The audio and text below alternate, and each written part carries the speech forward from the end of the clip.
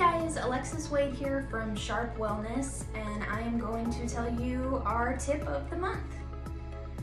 So for this month, I thought it would be really good to go ahead and talk about boundaries. I know the word boundaries for a lot of people automatically brings up fear and discomfort. A lot of the time when we think of boundaries, we automatically associate it with conflict or confrontation. And we don't like those words very much. We are often really fearful of getting into any type of conflict with another individual, and therefore a lot of the times we don't set the boundaries that we need to in our own life. But we have figured out over time that if we don't have boundaries, it's really, really hard to not only have a healthy relationship with other people, but also have a healthy relationship with ourselves. So when we talk about boundaries, I think the number one thing is basically, what is a boundary? Well, when you look up the common definition of a boundary, you see that it talks about it being a line that separates an area and limits, the contact with that area that people can have. Same thing goes for boundaries in our own life, boundaries in mental health. We have to have that line, which is a boundary that says, this is my limit. You cannot cross this. Okay, so let's talk about some tips and ways to really develop healthy boundaries in our own life. Number one, understanding that it will be uncomfortable at first when you begin setting boundaries. Setting boundaries is oftentimes something that people have never really done before or haven't had much experience in. And so when you first start doing it, it's going to feel weird. It's going to feel uncomfortable to tell people no, to say that they are crossing your boundaries. But remembering that, like with anything, over time, it starts getting a little bit easier. You start getting more used to it. I like to compare it to working out a lot of the time, right? Like, if you start exercising, what's gonna happen?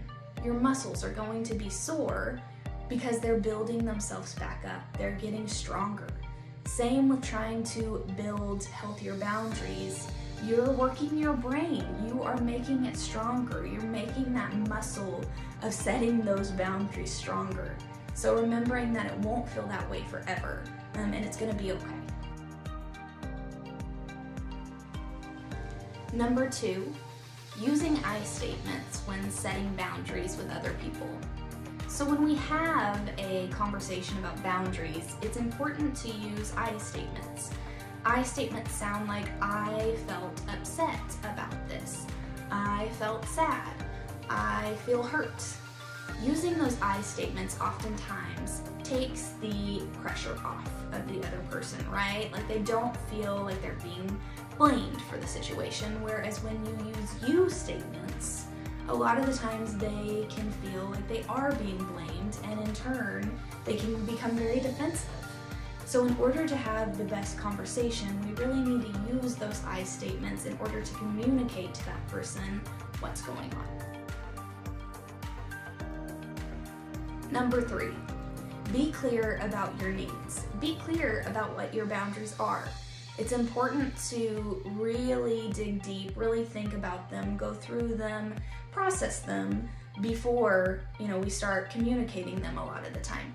Because if we waver on our boundaries, or if we, decide that our boundaries aren't important, then people aren't going to take them as seriously if we go back and forth.